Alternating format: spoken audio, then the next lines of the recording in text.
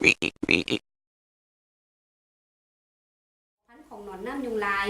ปัจจุบันแผนกสาธารณสุขแขวงแม่นได้มอบอุปกรณ์เครื่องมือที่หักไส้ให้แก่เวทงานดังกล่าวเพื่อลงจัดตั้งปฏิบัติการโฆษณาเผยแพร่ให้แก่ชุมชนได้รับรู้อย่างทั่วถึง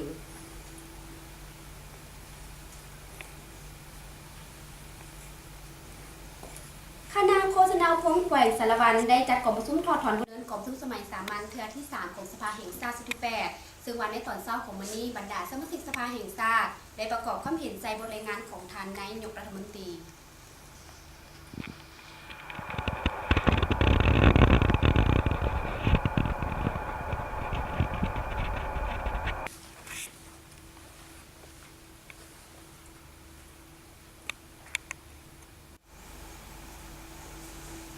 มาต่อที่ข่าวจากทางแขวงสวรรณเขตเกี่ยวกับพยาธิไข้เลือดออก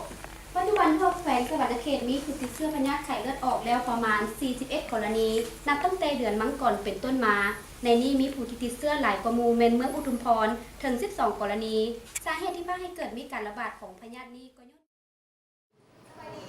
นสบายดีตื่นเต้นเสียว